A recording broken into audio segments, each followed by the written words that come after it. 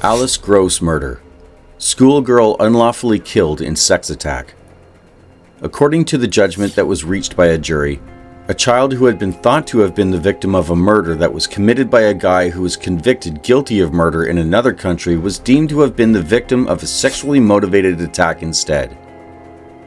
In September of 2014, the body of Alice Gross, who was only 14 years old when she died, was found in the River Brent in West London. 1 month before, a missing person report for her had been submitted to police. Arnes Zalkins, who is now 41 years old and was previously jailed for the death of his wife in Latvia, is suspected of having killed his wife in that country. Arnes Zalkins was previously incarcerated for the murder of his wife. After a period of time had passed, his body was found in the vicinity in the area that was nearby. Failed by authorities. The jury came to the conclusion that Alice's death was consistent with compression asphyxia, which is the phrase used to describe the condition in which a person's respiration is choked as a consequence of pressure being applied to the chest.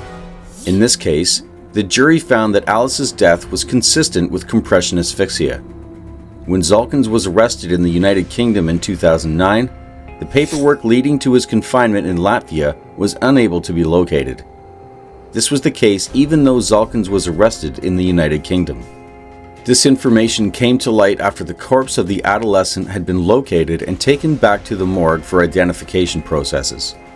Based on the information that was provided in court, Dr. Fiona Wilcox came to the conclusion that the Home Office and the police had not contributed to Alice's death over the course of the inquiry that she was conducting.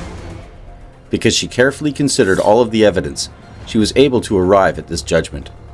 After each member of the jury had presented their point of view, Dr. Wilcox continued to read out loud a list of recommendations that she highly likely intended to transmit to the Home Office concerning situations that involved people hailing from other countries.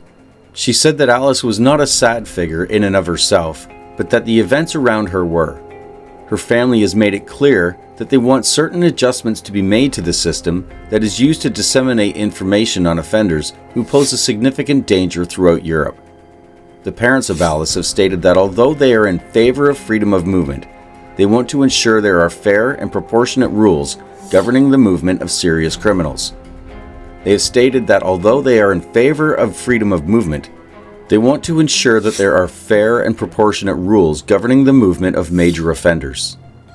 After her death, the human rights group Liberty, which represented the family, argued that information sharing about criminal convictions throughout the continent had already improved and become more thorough.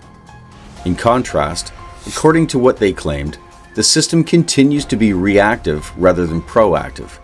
The Metropolitan Police Department, often known as the Met, stated in a statement that it has been revising its procedures ever since 2009 in order to make certain that the arrest histories of all captured foreign nationals are thoroughly examined.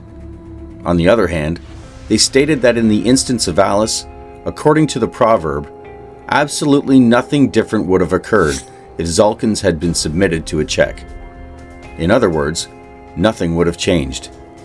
According to the police, they had a strong suspicion that both Alice and Zalkins had already passed away prior to them being reported missing. On August 28th, it was discovered that Alice had not returned to her residence in Hanwell.